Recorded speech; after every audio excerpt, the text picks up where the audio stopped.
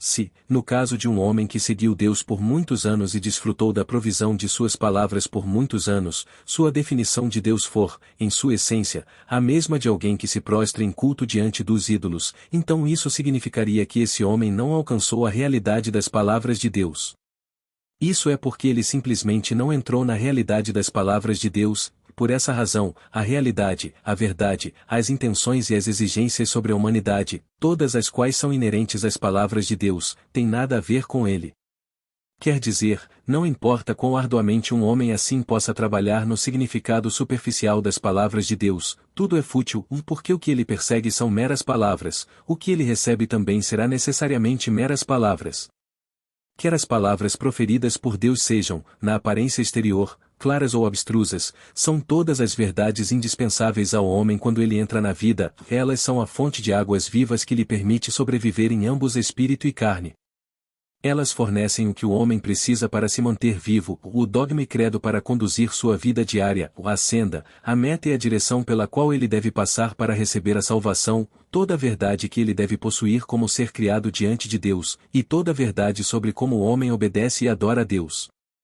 Elas são a garantia que asseguram a sobrevivência do homem, elas são o pão diário do homem, e também são o firme suporte que permite que o homem seja forte e se levante.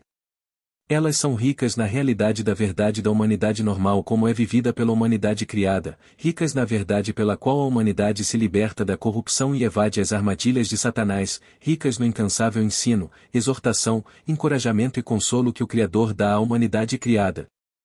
Elas são o farol que guia e ilumina os homens para entender tudo o que é positivo, a garantia que assegura que os homens viverão e se apossarão de tudo que é justo e bom, o critério pelo qual as pessoas, eventos e objetos são medidos, e também o marcador de navegação que leva os homens para a salvação e a senda da luz.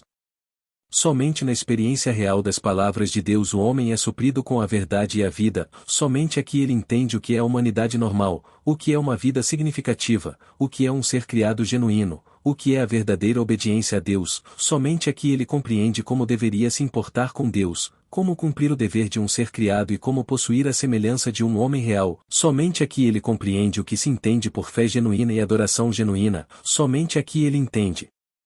quem é o governante dos céus e da terra e todas as coisas, somente aqui ele entende os meios pelos quais aquele que é o mestre de toda a criação governa, conduz e provê para a criação, e somente aqui ele chega a entender e compreender os meios pelos quais aquele que é o mestre de toda a criação existe, se manifesta e opera. Separado da experiência real das palavras de Deus, o homem não tem conhecimento real nem percepção das palavras e da verdade de Deus.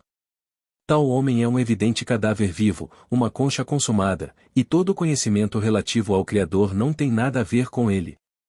Aos olhos de Deus, tal homem nunca acreditou nele, nem nunca o seguiu, e assim Deus não o reconhece nem como aquele que crê nele nem como seu seguidor, menos ainda como um ser criado genuíno.